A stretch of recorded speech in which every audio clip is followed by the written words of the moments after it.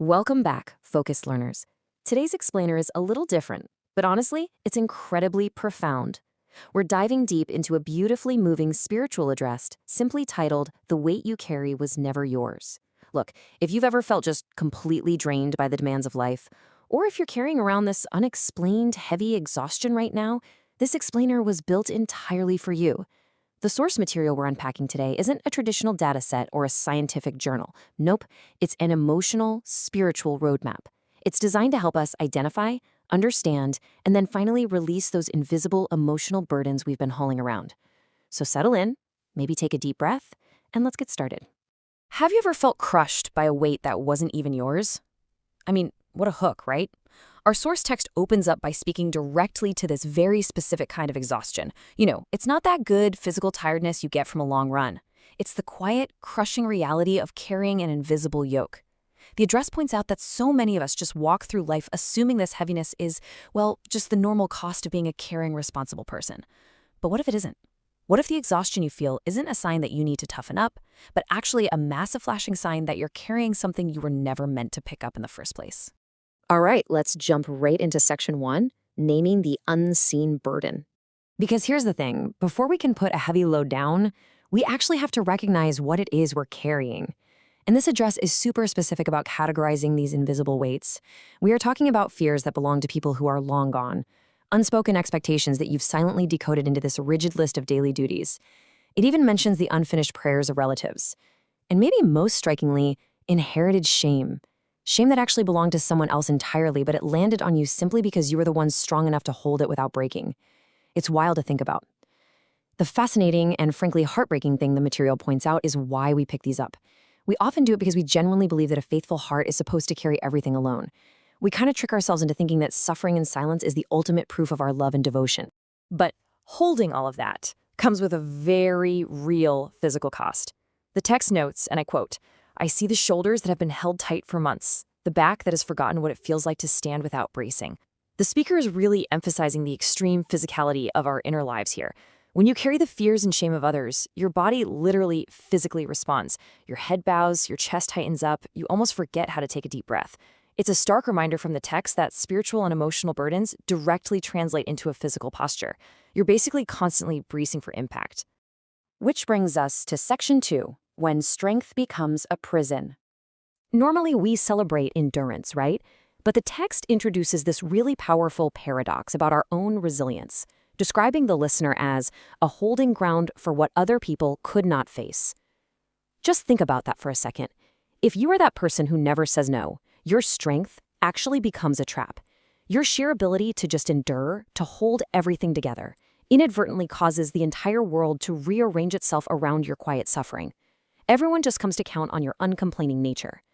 But the author is crystal clear here.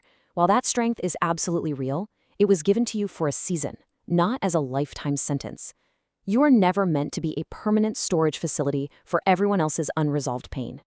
And that leads to this incredibly profound reassurance from the divine perspective within the text. It says, "The moment you stop trying to be strong for me, I become strong for you." According to the source, the goal is not this endless, gritting your teeth kind of endurance. The divine isn't just watching from above, waiting to see how much more pain you can take before you finally snap. Instead, it's waiting for you to simply release the load. It completely flips the script on how we usually view our relationship with higher powers. It's not about proving your strength, it's about allowing yourself to be supported. Now let's look at section 3. Honor is not ownership.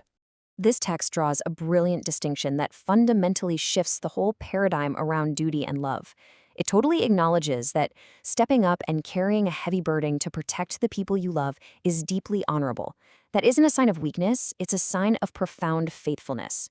But, and this is absolutely crucial, honor is not the same as ownership.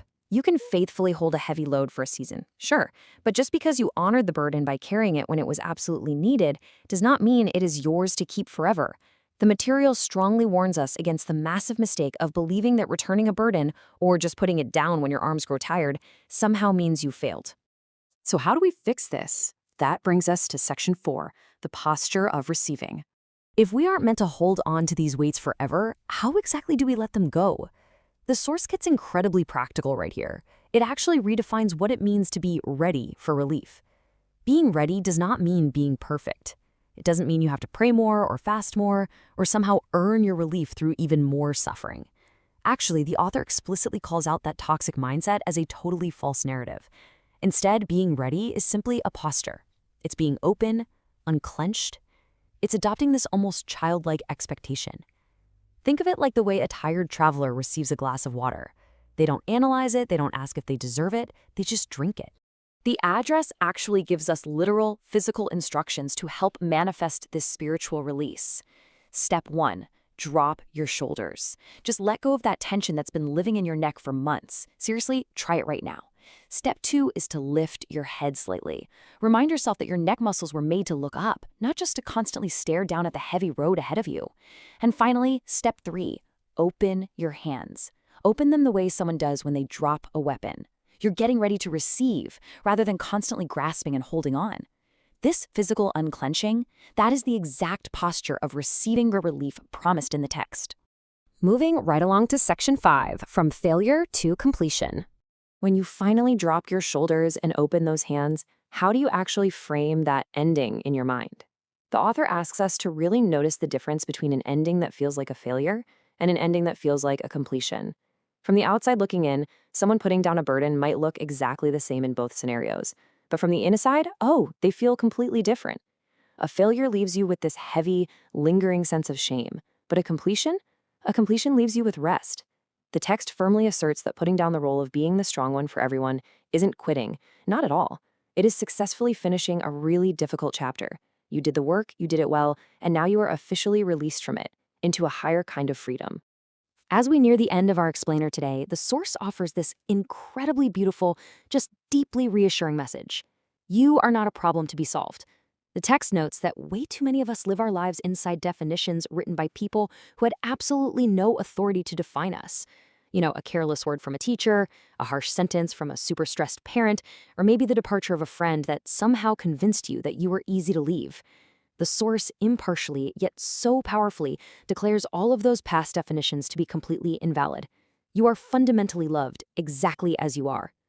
The people who treated you like a burden, they were simply carrying their own heavy loads and just didn't have the free arms to hold you well. That was their condition. That was not your truth. Which leaves us with one final, pretty thought-provoking question to chew on. The text promises that a new season is arriving, one with new provision, new open doors, and restored peace. But it asks for a change in how you hold things moving forward. So, will you choose to carry what comes next as a gift rather than a load? You've completed the chapter of holding everyone else's weight. So as you step into this new lightness, keep your hands open, keep your head lifted, and allow yourself the grace to finally just rest. Thank you so much for joining me for this Explainer Focus Learners. Take a deep breath, leave that unseen burden right here, and I'll see you next time.